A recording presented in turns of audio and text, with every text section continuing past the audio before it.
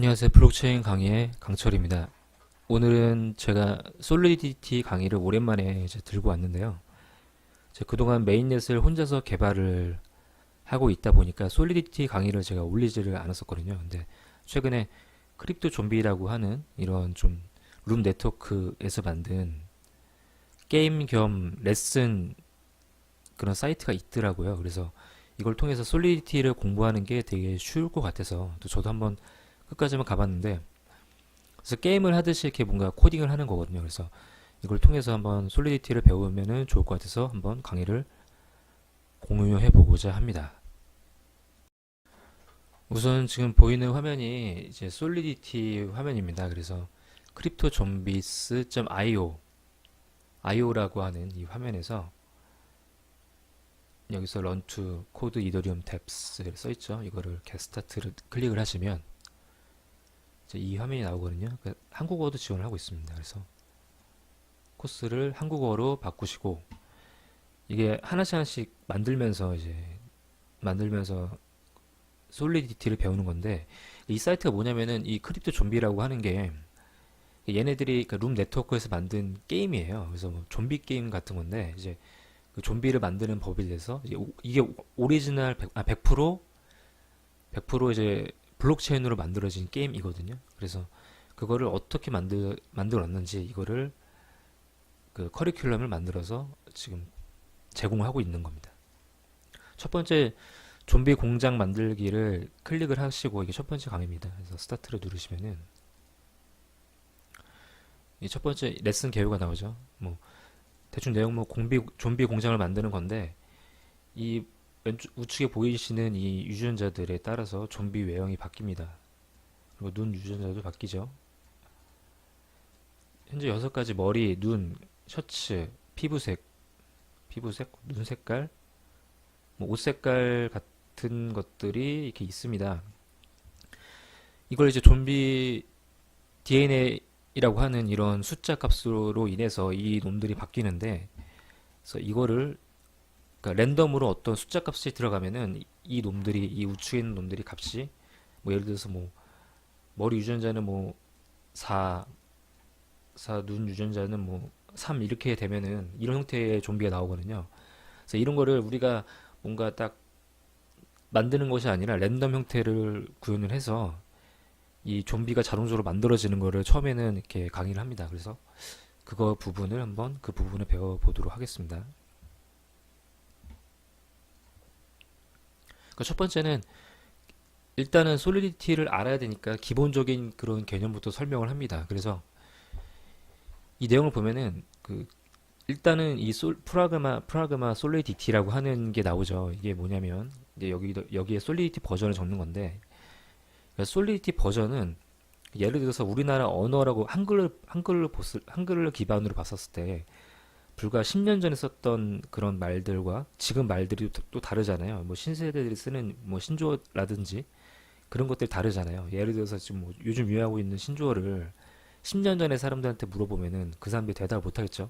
그리고 마찬가지로 뭐 한글이 처음 나왔을 때 쓰여졌던 단어들을 지금 말을 하면 사람들이 이해를 못 할 겁니다. 이거에 바로 이제 언어 버전이라고도 볼 수 있잖아요. 그러니까 한글 언어 뭐 뭐 처음 나왔을 때 훈민정음이 0.1이라고 한다면 뭐 지금이 만약에 1.0이라고 한다면 이 훈민정음 0.1과 지금 1.0은 되게 많이 차이가 나고 서로 간에 이해를 못하는 부분이 생길 수 있습니다. 그래서 이 선언을 할 때 당시에 이 프로그램을 만들었던 언어로 선언을 하는 게 가장 좋거든요. 그래서 이거를 어떤 언어로 만들 것인지, 어떠한 버전으로 만들 것인지를 지정을 하는데요. 여기서는 0.4.19번을 19 버전으로 이제 강의를 하고 있습니다. 그리고 이제 첫 번째로 설명을 하는 것이 이제 콘트랙트라는 것에 대해서 설명을 하고 있습니다. 콘트랙트는 개발하신 분들이라면은 이걸 클래스로 이해를 하셔도 됩니다. 클래스로 이해를 하셔도 되는데, 이제 콘트랙트가 간단하게 설명하자면 저희가 뭔가 자판기 같은 거 있잖아요. 음료수 자판기라고 봤었을 때 우리가 1,000원을 지폐를 넣었어요. 지폐를 넣었는데 음료수 둘이 가장 싼 게 500원짜리가 있고, 그 다음에 700원짜리가 있고, 그 다음에 1,000원짜리가 있다고 가정을 해볼게요. 그러면은 1,000원 지폐를 넣고 500원짜리 음료수를 고르게 된다면 거스름돈이 나오지 않습니다. 그렇죠? 왜냐면은 500원짜리를 마실 수 있기 때문에. 그러니까 즉 1,000원짜리에서 500원짜리 누르면은 1,000원에서 500원을 빼게 되고 나머지 돈 500원이 현재 있는 음료수를 또 살 수 있는지를 계산을 해요. 자판기가.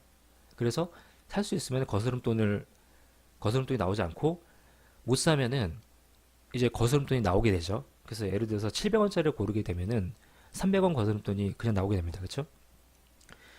이런 것들을 이제 이렇게 어떤 규칙, 이 기계 자체가 딱 그거에 대해서 코딩이 되어 있어서 이 사람들도 이 자판기에 대해서는 신뢰를 하게 되는 거죠. 이걸 바로 이제 컨트랙트라고 할 수 있어요. 이게 어떻게 보면 스마트 컨트랙트를 가져서 쉽게 설명하는 방법이 바로 이 자판기거든요. 그래서 뭔가 기계로 뭐 알아서 이렇게 뭔가 계약을 하는 거죠. 우리가 뭔가 문서들 보면은 엄청 막 뭐 부동산 같은데 계약을 하다 보면은 문서들 엄청 많잖아요. 막 무슨 갑은 뭐 어쩔 때 뭘 해야 된다, 뭐 을은 뭐 어떻게 해야 된다, 임대인은 뭐 어떻게 해야 된다 이런 모든 계약들이 이 콘텐츠 안에 코드로 담겨져 있어서 사람들은 그 코드를 이해를 하고 쉽게 뭔가 신뢰를 하고 거기다 돈을 넣게 되는 거죠. 왜냐하면 코드가 다 공개되어 있기 때문에. 그래서 스마트 컨트랙트가 미래에 되게 많은 부분들을 개선할 거다라고 생각하는 것들이 많아요. 그래서 그 중에 하나가 또 이제 그 임대인과 임차인이 있을 수 있는 그런 부동산 쪽에 있을 수 있고, 그다음에 차량 같은 경우도 지금 콘트랙트를 넣게 되면은 예를 들어서 어떤 차를 처음 차가 처음에 이제 만들어졌을 때의 그 계좌가 있고 이 차가 뭔가 사고가 날 때마다 그 어떠한 그 차의 그 주소 안에 모든 그런 기록들이 블록체인 기록들이 남겨져 있고 이러이러한 모든 것들이 콘트랙트를 기반으로 해서 막 연산이 돼가지고 이 차량 가격은 얼마고 그 중고가는 얼마가 돼야 되고 이런 것들이 만약에 만들어진다 한다면 되게 미래는 되게 편리하겠죠. 사람들이 어떤 사이트를 들어가서 이 차량은 몇 킬로를 뛰고 있고 막 이런 것들을 볼 필요 없이 그냥 모든 것들이 블록체인과 콘트랙트로 이루어진다고 한다면 사람들은 거기에 신뢰를 갖고 되게 쉽게 할 겁니다. 예를 들어서 나는 어, 사고가 나지 않는 5만 킬로 이상의 차를 살 거야. 막 이런 식으로 한다면 콘트랙트가 거기에 대해서 그 금액을 산정을 해버리는 거죠. 이런 시대가 이제 미래에 분명 올 겁니다. 그래서 이런 것들이 바로 이제 컨트랙트로 할 수 있는 건데, 그러니까 한마디로 컨트랙트는 어떠한 그런 프로그램, 어떠한 그 로직들, 어떠한 그 알고리즘을 하나를 합친 거예요. 그래서 한 덩어리입니다. 그래서 뭐 우리가 컨트랙트명을 컨트랙트 자판기 이렇게 할 수 있는 거죠. 그래서 자판기 안에는 돈을 넣는 메소드가 있어야 되고요. 그 다음에 거스름돈을 주는 메소드가 있어야 되고, 그 다음에 현재 남아있는 거스름돈이 그 나머지 음료수와 비교를 할 수 있는 그런 로직들이 있는 거죠. 컨트랙트 하나 안에는. 그러니까 좀 이해가 되셨나요? 혹시 이해가 안 되시는 분이 계시면 댓글로 조금 더 달아주시면 제가 조금 더 쉽게 설명을 해드리도록 하겠습니다. 여기서 지금 아무튼 다시 크립토 좀비로 넘어가서 크립토 좀비를 보시면은 여기에 컨트랙트 생성이라고 친절하게 이렇게 한글로 담겨져 있어요. 그래서 여기다가 글을 무조건 써야 됩니다. 이게 위에다 쓰면 안 돼요. 얘네들이 그러니까 이 사람이 코딩을 한 게 올바르게 코딩한 체크하기 위해서 어디에 뭔가 마크 같은 걸 주는 거죠. 그래서 이 밑에만 체크를 할 것이다 라고 하는 거니까 꼭 여기다가 적어 주시기 바랍니다. 그래서 이 컨트랙트라는 것은 어떻게 하냐면은 컨트랙트라고 쓰고요. 컨트랙트라고 쓰고 그 다음에 이 컨트랙트 명칭을 적는 거예요. 명칭을 적는 건데 여기서는 좀비 팩토리라고 컨트랙트를 생성해 보자 라고 했으니까 이것을 적습니다. 그리고 끝나면 가로를 열고 닫아야 돼요. 이렇게 컨트랙트 띄고 컨트랙트 명칭 그리고 가로 열고 닫기 이걸 하게 되면은 컨트랙트가 만들어지는 것입니다.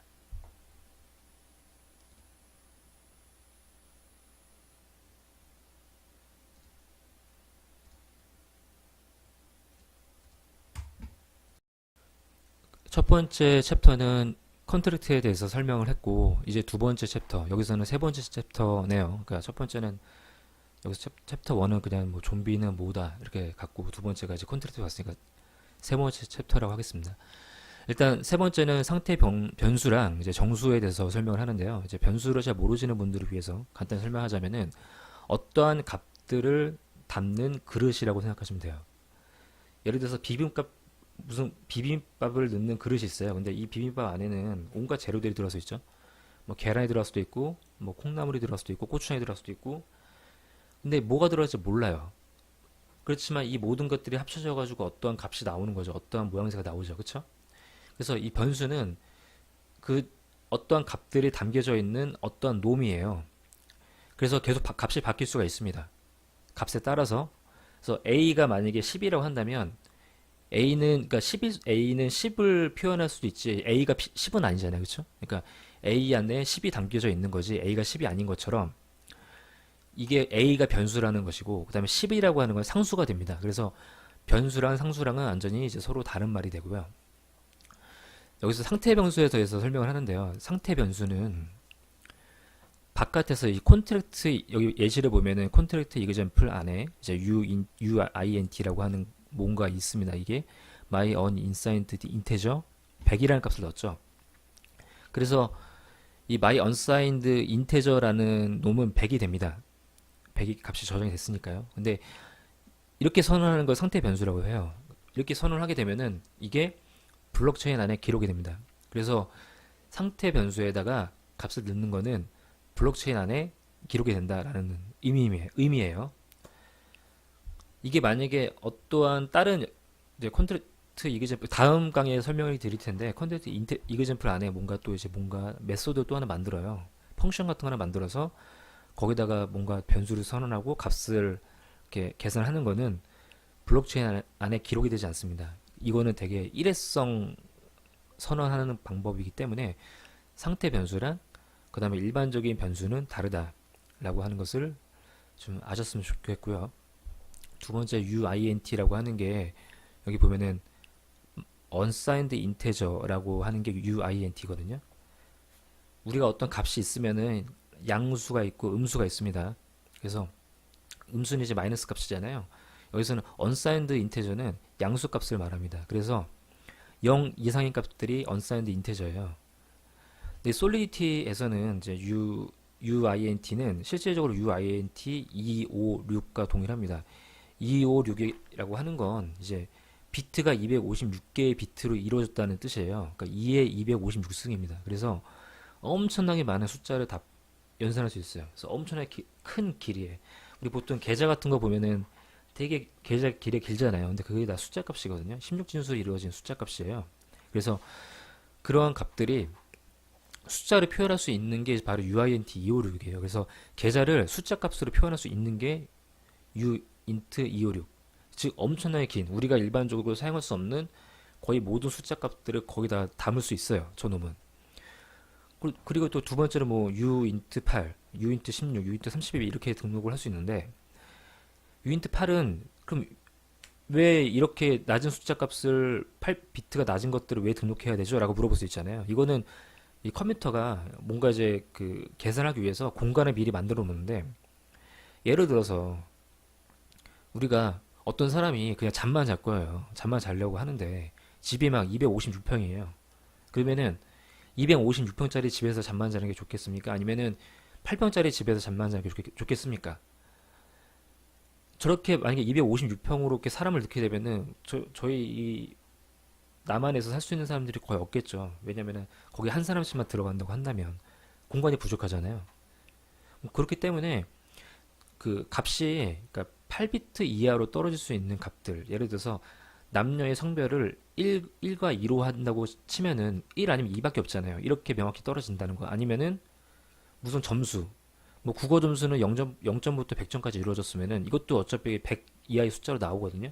이렇게 값이 어디에 그 한계 값이 정해져 있고 이 값이 256비트 이하로 그 8비트가 이제 256까지 숫자일 겁니다. 2의 8승이. 그래서 256의 값이 미만으로 떨어지는 놈들이 이게 뭔가 이제 점수 아니면 성별 아니면 혹은 뭐 우리나라 뭐 시의 개수 시의 개수도 256개로 떨어지겠죠. 이렇게 뭔가 값을 이렇게 256개 미만 떨어지면 u인트 8로 하시면 되고요.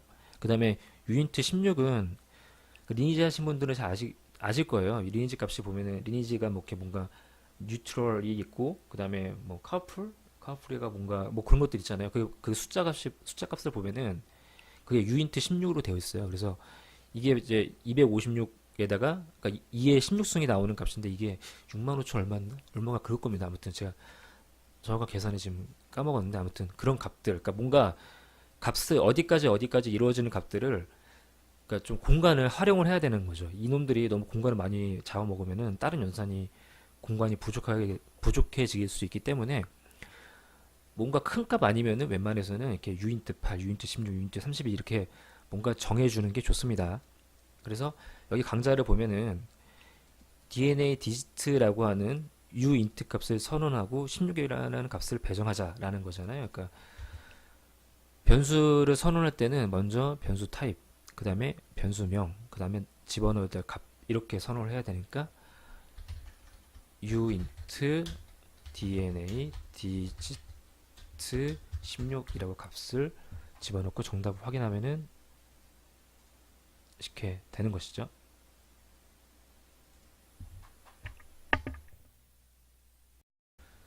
그 다음에 이제 챕터 4는 수학 연산을 다룹니다. 수학은 덧셈, 뺄셈, 곱셈, 나눗셈, 그다음 뭐 나머지 이런 것들을 할 수 있거든요. 지수 연산도 가능합니다. 그래서 여기서는 이제 지수 연산 같은 거를 한번 해보는 것 같은데요. 덧셈은 간단하게 이제 x 플러스 y 이렇게 할 수 있고요. 뺄셈은 마찬가지로 x 마이너스 y, 곱셈은 x, 그 다음에 이거를 별표라고 하죠. 우리는 일반적으로 x 별표 y, 그 다음에 x 나누기 y, 그 다음에 나머지 값이 있어요. 예를 들어서 13을 5로 나누면 3이 나머지가 되잖아요. 이거를 이제 퍼센트를 넣으면 됩니다. 그래서 이렇게 x 퍼센트 y 하면은 이제 3 값이 나옵니다.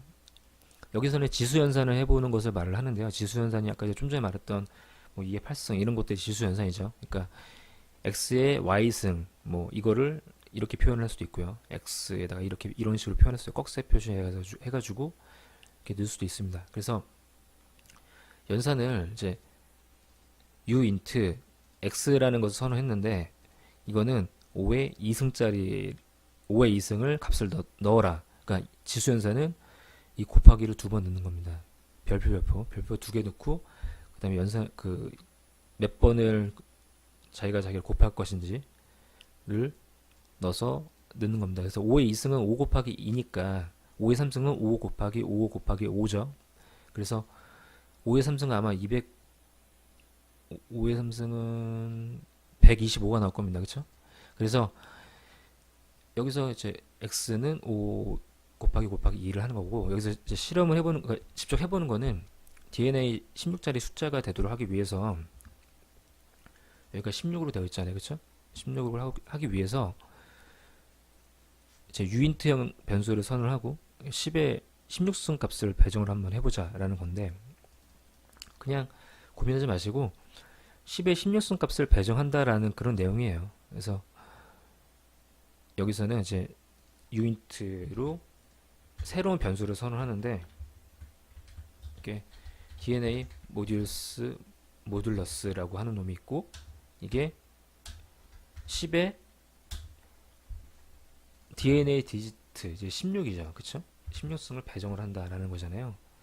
그러니까 승이니까 별표 2개 넣고 하면은 마지막 끝나면 이렇게 세미콜론 값을 넣습니다. 이렇게 해서 정답 확인을 누르면은 이렇게 되는 것이죠.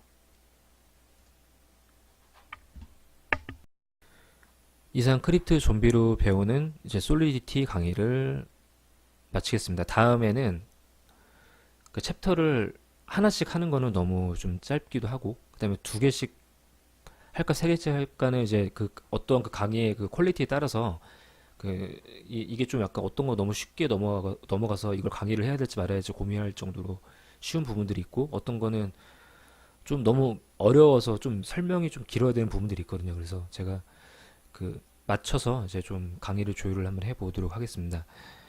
이러한 모든 강의들은 제가 하나씩 하나씩 올리는 이 챕터 하나씩 하나씩은 제 블로그에 올리고 있으니까 혹시나 이해가 안 되시는 분들은 블로그에서 이제 강의를 보시거나 블로그에서도 혹시 이해가 안 되시면은 블로그에 댓글을 올리시거나 유튜브에 댓글을 올리시면은 제가 유튜브에다가 영상을 첨언할 수는 없으니까 블로그에다가 그런 부분들에 대해서 추가적으로 설명을 달아보도록 하겠습니다.